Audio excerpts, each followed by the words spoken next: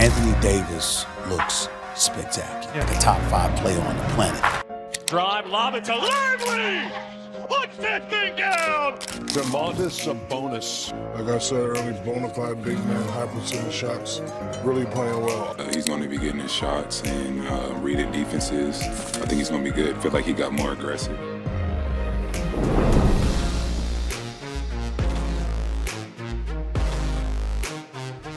It is time to finish up my top 30 positional rankings for the 2025 NBA season, and today we are going to rank the top 30 centers that I think will finish out next year. This was a lot of fun putting this rankings together, and like always, you can let me know in the comments what you agree on or disagree on. There's some centers that weren't too high on this list because they're kind of backups right now, which is a shame because I think they could be really good if they were giving the full starting opportunity, which will basically apply to my number 30 guy a ton. And honorable mentions that didn't make the cut, that could definitely be top 30 centers by the end of the year. You have Zach Edey, who's a rookie. Khalil Ware of the Miami Heat as well, but he's going to be behind Bam, so probably not. I have Jalen Smith of the Chicago Bulls, back up to Nikola Vucevic. You got Nikola Vucevic as well, who's not going to be a top 30 center for me. The defense has just dropped off too much. You got Nick Richards, who I think could be a good starting center in this league if he was given the opportunity to. And then some other veterans like Jonas Valanciunas, Robert Williams, and Yusuf Nurkic. And then you could also give some love to Isaiah Jackson, the backup to Miles Turner. Let's start off at number 30 with Onyeka Okongwu. Now, I do believe Okongwu could be a top 20, maybe even a top 15 center in the NBA if he was the full-time starter. But until they move on from Clint Capella, which could come in the buyout market this year, we are not going to see him be a starter at any point in his career, which is a shame because he was drafted in 2020 with the 6th overall pick. And Okongwu last year in 55 games averaged 10 points and 7 rebounds, shot 61% from the field. And I think he's a perfect pick and roll partner with Trae Young. We've really seen those two excel in the half court with their points per possession and how efficient they could be together in the pick and roll. And Okongwu adapted with DeJounte Murray last year with Trae Young out. And I just think he's more athletic, a better defender. I think could also be a better rebounder as well than Clint Capella if he was given the right opportunity to, because he is just 23 years old still. It's a shame that he is yet to be a starter in the NBA. And coming in at number 29, it is the starter of the Atlanta Hawks, Clint Capella, the guy that's ahead of Onyeka Okongwu. Now, Clint Capella has played with some of the greatest playmaking point guards kind of this generation, right? He's played so long with James Harden in Houston and then got to go to Atlanta and has been playing with Trae Young since he entered the league. Now, Clint Capella's had it very easy. He's still just 30 years old. He's not too old, but I do think there's a limit on his ceiling, definitely defensively. I think there's some motor issues out there as well. Is he really giving 110% that I think some of these other centers definitely do? And I do think there's also a limit on Capella's offensive game. I think Okongwu could be a little bit better of a ball handler, a little bit better of an inside threat as well. It's just, yeah, we see Capella start over Okongwu, and if that's going to be the same case this year, Capella will probably be better because he's going to have more opportunities, and he's still playing with Trae Young at the end of the day. Coming in at number 28, it's Mitchell Robinson of the New York Knicks. Now, with Isaiah Hartenstein on the Oklahoma City Thunder, there's going to be a larger role for Mitchell Robinson this year as he's going to go back to being the full-time starting center, and Mitchell Robinson has struggled to stay healthy in his Knicks career. He missed 16 games as a rookie, played in 61 games in year number 2. He missed 41 games in the 2021 season, did play 72 games in the 2022 season, but missed 23 games in 2023, and he missed 51 games last year in 2024. Came back for the playoffs, but then got injured again in round number 1 against Philadelphia. Mitchell Robinson has struggled to stay healthy out there, and he's definitely done a better job on his foul game over the course of his career. He definitely got into foul trouble a ton in the early days. He's one of the best offensive rebounders in the game. You could make an argument that he is the best offensive rebounder. He's very efficient inside, but he's a little clumsy in there. There's an extreme ceiling on what he could be as an offensive player, but he's still a top 30 center in my opinion. He gives 110% in terms of rebounding. I mentioned how Mitchell Robinson struggles to stay healthy. Well, that's going to be number 27 as well in Mark Williams of the Charlotte Hornets, who's going into year number 3. I think we're all very high on Mark Williams, but he did just play 43 games in his rookie season. He ended up missing 39 games, and last year, after the momentum he had in the second half of his rookie year, just played 19 out of 82 games. That is a shame when you end up missing 63 games in your second year. He's going to be 23 this year. In those 19 games, though, he averaged 13 points, 10 rebounds, efficient inside, and can actually be a rim protector and defensive anchor for this Hornets team. And I'm really excited to see him with LaMelo Ball for a full season. I'm just going to be a little cautious if that's going to happen since we haven't really seen it yet. Coming in at number 26, it's Trayce Jackson Davis of the Golden State Warriors, someone that was the 57th overall pick in the 2023 draft. And this has been a home run selection for the Golden State Warriors because Kevon Mooney has started to regress, and Trace Jackson-Davis is going to be the full-time starting center for them this year and look great inside. He's super physical. He is 6'9" out there, but looks a lot more physical than some of the other centers he's going up against. He's going to run the pick and roll well. He's going to catch alley-oops, and he's smart. He knows when to set screens. He knows where to be on the offensive side of the floor, and I think he's a plus defender as well. It helps he's playing alongside Steph Curry and Draymond Green to help his progression, but I think it's going to work out in Golden State, and I'm a big fan of TJD. I want to put him higher, but after reviewing some of his film this offseason, he really has to work on his pick and roll defense and just being an overall defensive anchor, and that's Jalen Duren of the Detroit Pistons. I have him coming in at number 25, but one of the positives for Jalen Duren, he's just 20 years old. Yeah, this is going to be year 3 for Jalen Duren, and he's still going to be 21. He was one of the more younger players coming out of Memphis in that 2022 draft, and Duren has shown great offensive strides, 100%. This dude is a bruiser inside. He's super physical and has a super high ceiling, in my opinion, as an offensive big, but he needs to work on the defensive rim protection, and I'd rather the offense scale back just a little bit if we could see the strides defensively in year number 3. And if he's not a top 20 center next year, that is fine. He's still going to be 21 years old going into year number 4. He's incredibly young, and he's building up that chemistry and that continuity with their star point guard and the pick and roll partner in Cade Cunningham. One spot ahead of Jalen Duren is just someone that's going to be reliable on the defensive end of the floor. He's getting up there in age. He's going to be 37 years old at the end of the year, and that's Brook Lopez of the Milwaukee Bucks. Like I said, Brook Lopez has just been super reliable. Over the last 3 years, he shot 36% from 3, 37% from 3, and then 37% again from 3 in 2024 on 5 attempts a night, which is great to see. He also was on all defensive first team just a year ago in the 2023 season and finished runner-up to Triple J in Defensive Player of the Year voting. He could score inside, he could score outside. He's not the greatest rebounder in the world, but he's still a good rim protector. This could be the last year he's coming in as a top 25 center. I got him in at number 24. I think he's kind of underrated coming in here at number 23 in Jakob Perle, mainly because he's maybe a little bit overpaid, but I do think Jakob Perle is a serviceable starting center in this league. Perle is super efficient inside. I think he's going to actually have a very good year as an offensive center, playing alongside Scotty Barnes for another year, but now another full year with Emmanuel Quickley, who's going to take strides as a playmaker. I talked about that in my top 30 point guard video, and I think that's really going to benefit Jakob Perle this year. He's also got no competition there at the center position in Toronto. They drafted a couple project guys like Jonathan Mogbo or Chomchi, who's not really going to take any minutes from Perle this year. So he's going to be the full-time starting center. He's 28 years old, and I think he can still be a top 25 center in this league because he's a plus defender when he wants to be on that end of the floor. We saw a sophomore slump from Walker Kessler last year. I think he's going to bounce back this year. I got him in at number 22, and I think he can still be one of the best rim protectors and defensive anchors in this league. He's someone that knows where to be on the defensive end of the floor. He could slide, he can move from box to box, and I think he's someone that could be a great help defender for some of the weaker defenders in Utah, and he could still be more of an efficient offensive player. Now, it's weird with the crowded front court in Utah, and we'll get to another Jazz center in the next spot, but I do think Kessler is going to bounce back in year number 3, show the efficiency, show the ability to drive to the rim in the pick and roll, hopefully have some more continuity. I don't know who's going to be his full-time point guard this year. It could be Keontae George, could be Colin Sexton, could be Isaiah Collier, who knows, but I do think Kessler is going to bounce back in year number 3 and show why he was one of the premier pieces in the Rudy Gobert trade back in the 2022 offseason. And yeah, I spoiled it a little bit, but coming in at number 21, I do have John Collins, who I do like his offense more than Kessler's offense a decent amount because Collins can actually space the floor a solid amount. He averaged 15 points, 8.5 rebounds last year, shot 53% from the field, 37% from 3, and 80% from the line. It's weird that he's a center now because he was always a power forward in Atlanta, but played majority of his minutes last year as a power forward. But he really excelled last year when he was a center, kind of split his minutes at times between the 4 and the 5 spot. If I had to guess, he's probably going to go back to the power forward spot this year, and this is going to be a one and done entry on the center rankings. And if so, this is going to be the highest he's ever going to be here. And to kick off the top 20, we do have Ivica Zubot of the LA Clippers. This guy has been a rock solid piece and the foundational big man for the Clippers basically since the post DeAndre Jordan era. He's been someone that's averaged 12 points, 9 rebounds. He shoots in the mid 60s. Field goal percentage wise, going to be super efficient in there and super reliable as well. He's a solid shot blocker. He can get into passing lanes, and he's been healthy. In the 2020 season, 72 games. 2021 season, 72 out of 82 games. Only missed 6 games in 2022,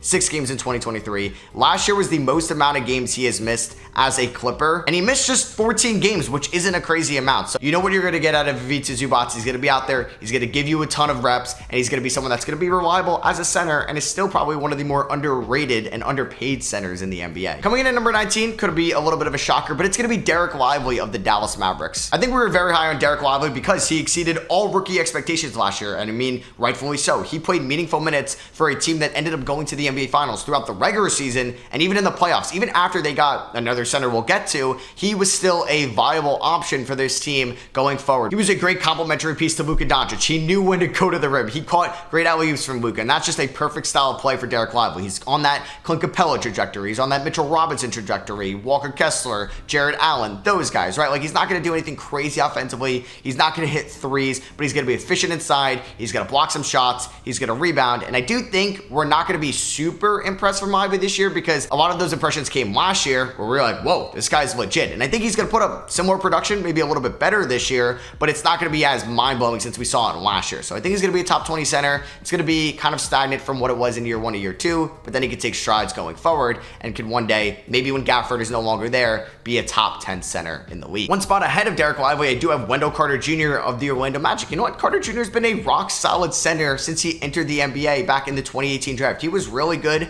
for Chicago in his role, and then was obviously the only NBA piece going to Orlando in that Nikola Vucevic trade, who's now an honorable mention. And Carter Jr. last year for the Orlando Magic as a starting center for a team that ended up being the 5 seed in the Eastern Conference, averaged 11 points, 7 rebounds, but also what's been a nice part of his game, he's turning into an efficient three-point shooter. Last year, he shot 37% from 3 on 3 attempts. 2023, he shot 36% on 4 attempts. So if he's going to add that aspect to his game and be a consistent three-point shooter, as well as being a solid defender, Carter Jr. is going to be one of the more valuable centers in this league for years to come. Coming in at number 17, I have Daniel Gafford of also the Dallas Mavericks. It's going to be hard to really elevate Gafford or Lively since they're both going to be splitting minutes next year and they really can't play together since neither one of them can space the floor. But Gafford really showed out in his new role, and it's cool to see when these guys that are good players on bad teams get traded to good teams, and we can see the trajectory their careers have and show how valuable. Like we saw that with Aaron Gordon when he went from Orlando to Denver, and we're seeing that right now from Daniel Gafford as he was on the Wizards.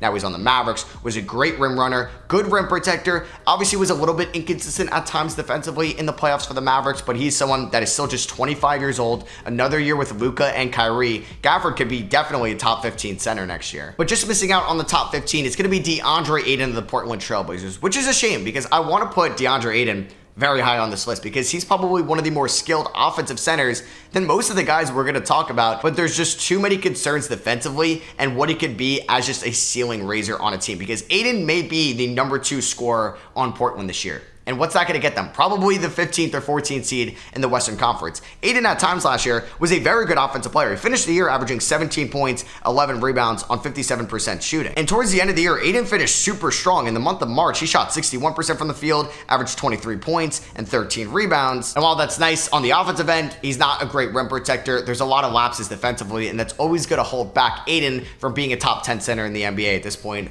in his career, in my opinion. Coming in at number 15, he just got a massive payday this offseason, so I think he's deserving a top 15 spot. He was great in the playoffs for the New York Knicks, and that's Isaiah Hartenstein of the Oklahoma City Thunder now. Hartenstein, I think, is the true test to just looking at stats to the eye test out there. Hartenstein really was phenomenal for the Knicks and stuff that doesn't show up in the box score, making those secondary plays that are just going to disrupt the offensive player a little bit inside and is really going to make the defense way better as a whole. He was the anchor for this team defensively in the playoffs, and he was super reliable for the Knicks as well, playing through injuries. The last 2 years since he was signed to the Knicks, 82 games in 2023, 75 games in 2024, and really stepped up to be the starting center in the absence of Mitchell Robinson. He's one of the best floaters in this game for a center, and he's going to be so good this year next to Shai Gilgeous-Alexander in OKC, and I can't wait, and I'm really intrigued to see what Oklahoma City does because they do have another center on this list who can space the floor, so I wonder if he's going to be more of a power forward, or is Hartenstein going to go back to being a backup center, but it's weird because they just gave him so much money. Coming in at 14, I do have Nick Claxton, who got a nice payday this summer from the Brooklyn Nets. Claxton is still just 25 years old, and I do think he's a tier above the Daniel Gaffords, the Walker Kesslers, the Jakob Pertles of the world because I do think he's more athletic, he's more efficient inside at times, and I think he's just a better player overall, especially on the defensive end of the floor. 12 points, 10 rebounds last year for the Brooklyn Nets, shot 63% from the field. He led the NBA in field goal percentage in the 2023 season, and I do think he's a much better rim protector than most of the guys we have mentioned, maybe outside of Walker Kessler, Brook Lopez, and that's probably it. He averaged 2.1 blocks last year, and while it's going to be a bad Brooklyn Nets defense this year as a whole, it's not going to be because of Nick Claxton. Coming in at number 13, the Sixth Man of the Year winner last year would probably be a top 10 center in this league if he were the starter, and that is going to be Nas Reed. Yeah, Nas Reed was so much fun to watch last year. He is pure offense here from the center position, just turned 25 years old. He went undrafted in the 2019 NBA draft, which is looked on to not even being that great of a draft, and last year, 13.5 points, 5 rebounds, shot 48% from the field, 41% from 3. Can be a microwave scorer as a center off the bench. Phenomenal ball handling skills for somebody that's 6'9", and he's coming in at number 13 on my list. Coming in at number 12, he would be higher, but there are injury concerns, and he may miss most of next year's season already. He just won an NBA title with the Boston Celtics, and that's Kristaps Porzingis. When he's healthy, Kristaps could be a top 7 center in the NBA, but when have we seen him fully healthy? Outside of maybe the 2023 season with Washington, it hasn't been since Kristaps' rookie year where he played over 70 games in a season. Last year for Boston, he played 57 games. Like I said, he's already going to be out for most of next year's season, and he's expected to play in 5 to 6 months from the start of July, which is going to put him returning around Christmas, which is already going to be a decent chunk of the season, and who knows, they may just try to ease Kristaps back, but when he's out there, phenomenal rim protector, phenomenal three-point shooter, arguably the best three-point shooter that we may talk about in this video. He can score inside, good rebounder, good post game, phenomenal mid-range jumper. Kristaps can kind of do it all from someone that's 7'3". It just sucks. He struggles to stay healthy out there, and that's going to limit me from putting him as a top 10 center next year. And just missing out on the top 10, it's Jarrett Allen of the Cleveland Cavaliers. In my opinion, probably the most underrated defensive center in the NBA. I think it was criminal that Jarrett Allen wasn't on a defensive team last year, just on all defensive second team. I don't know how. He anchored this Cleveland defense, especially when Evan Mobley was out. Evan Mobley, phenomenal defender, and that definitely helps out Jarrett Allen at times, but Mobley missed a decent amount of time last year, and Allen stepped up in his absence. He's someone that's going to get into the passing lanes. He's going to rim protect. He's just going to contest all different types of shots on the floor, either it's mid-range,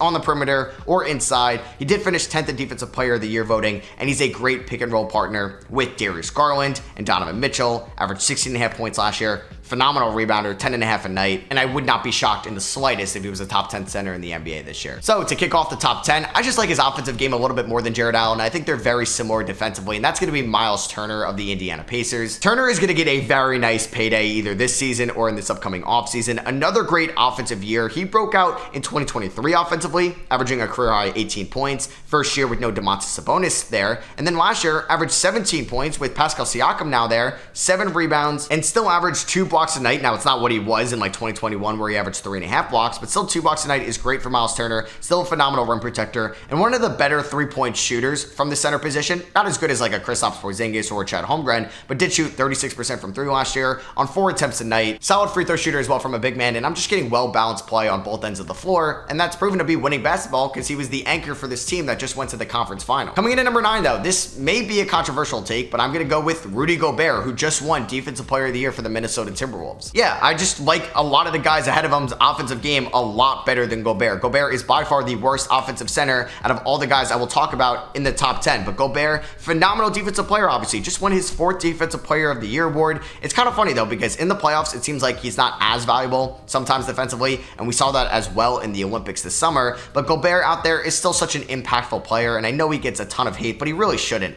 14 points, 13 rebounds last year, 66% from the field. The defensive metrics were off the charts. The defensive rating numbers were there to prove that Gobert is one of the better defenders still in all of basketball, and he's probably going to be on an all-defensive first team again this year, even if he doesn't win Defensive Player of the Year. But just Gobert's offensive game is holding him back from a top 8 center next season. Coming in at number 8, I got Alperen Şengün of the Houston Rockets. Alperen Şengün broke out last year in 63 games, averaging 21 points and 9 rebounds for the Houston Rockets, 5 assists as well, and shot 54% from the field, and was the best offensive player on a team that ended up winning 41 games, their most in quite some time in Houston, and he finished 3rd in most improved player voting. I thought he took some strides defensively. I would like for him to be a little bit more consistent with his outside shot, and I hope he recovers well from a serious injury he had at the end of last year's season. But if Şengün is going to still be the #1 scoring option in Houston, he's going to be one of the best offensive centers in the NBA next season. One spot ahead of Alperen Şengün, I got Chet Holmgren of the Oklahoma City Thunder. Maybe he's not as talented overall as Şengün offensively, at least in the post, but Holmgren is a lot better of a three-point shooter than Şengün is, and is a better defender as well, and is 22 years old. Last year was Chet's rookie season. He played all 82 games. There were some injury concerns with Holmgren coming out of Gonzaga, and obviously he missed his whole rookie season due to injury, but proved to everyone that he could be healthy out there. Played all 82 games, averaged 16.5 points, 8 rebounds, shot 53% from the field,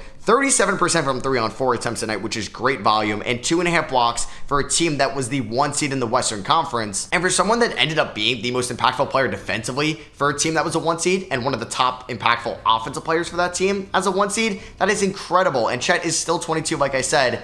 Number 7 might be too low. It pained me to put this guy at number 6, but the center position is getting very talented at the top. I got Domantas Sabonis here. Sabonis in his 28-year-old season averaged 19.5 points, 14 rebounds, and 8 assists for the Sacramento Kings, shot 59% from the field and 38% from 3, played all 82 games. He got MVP votes. He finished 8th in MVP voting, was on All-NBA third team. For some reason got Defensive Player of the Year votes. Now, I definitely disagree with that. I do not think he was the top 10 defensive player last year, and there are some limitations with his game defensively. There are some weaknesses with him as a rim protector for sure, and as a post defender overall. But Sabonis is one of the most talented offensive big men in the league. Definitely a top 3 offensive skilled center in the NBA. Just the guys ahead of him, I like their two-way game a little bit more. And coming in at number 5, I got Victor Wembanyama. Yes, he's my 5th ranked center going into year number 2. Wemby last year as a 20-year-old put up 21.5 points, 10.5 rebounds, 4 assists a night, and shot 47% from the field, 32% from 3, and 80% from the line. And oh yeah, led the NBA in blocks as a rookie with 3.6 a night, finished on all defensive first team, runner-up in Defensive Player of the Year voting, and obviously won the Rookie of the Year award. And I think we could definitely see Wemby be an all-star this year, All-NBA 3rd or 2nd team member, and be an elite defensive player, as well as an elite offensive player that some of the guys behind him can't really say that about. But I'm going to give my number 4 ranked center the respect he deserves, and that's going to be Bam Adebayo of the Miami Heat. I would love to see Bam really develop an outside shot fully, but he's been just a rock-solid defender in the NBA at the top since he entered the NBA back in the 2017 draft. Last year, in 71 games for the Heat, 19 points, 10 rebounds, 4 assists, shot 52% from the field, 36% from 3 on more volume that we've seen in his whole career. And we saw him take a little bit of shots for the Team USA in the Olympics this summer. Hopefully he can transition that over to the Miami Heat this season. Was an all-star on all defensive first team, finished 3rd in Defensive Player of the Year voting, which now marks his 5th straight year finishing top 5 in Defensive Player of the Year voting. And now with Wemby here, I don't know if he's going to win it next year, but I feel like he's due, right? With Anthony Davis being a full-time center, this position is loaded. He's coming in at number 3. He's a top 10 player in the league, and he's your 3rd ranked center. AD last year in 76 games put up 24.5 points, 12.5 rebounds, 3.5 assists, shot 55% from the field, 82% from the line, and was one of the best defenders in all of basketball. He was on all defensive first team, finished 4th in Defensive Player of the Year voting behind Gobert, who was 1, Wemby, who was 2, Bam, who was 3, All-NBA second team, an all-star as well, and is just one of your best two-way centers in all of basketball. He's still in his prime at 31 years old, and I think we're going to get another elite season from Anthony Davis. I don't know if he's going to win the MVP award or Defensive Player of the Year, but he's going to show why he's a top 3 center in all of basketball. But the top 2 are pretty easy in my opinion. Number 2, it is Joel Embiid of the Philadelphia 76ers. Embiid last year was banged up coming off his MVP season, but he was on track to winning another MVP award. In just 39 games, he averaged 34.5 points,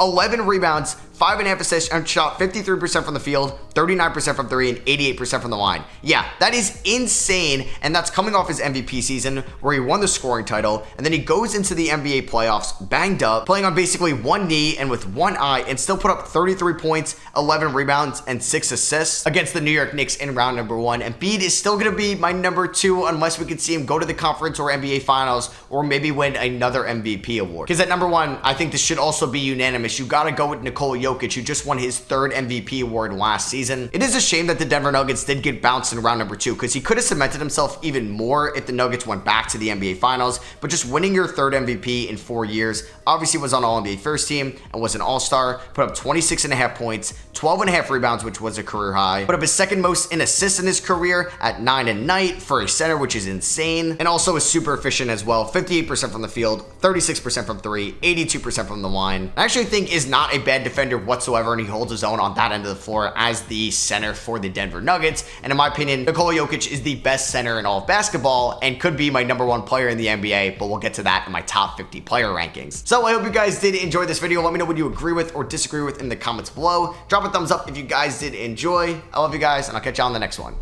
Peace.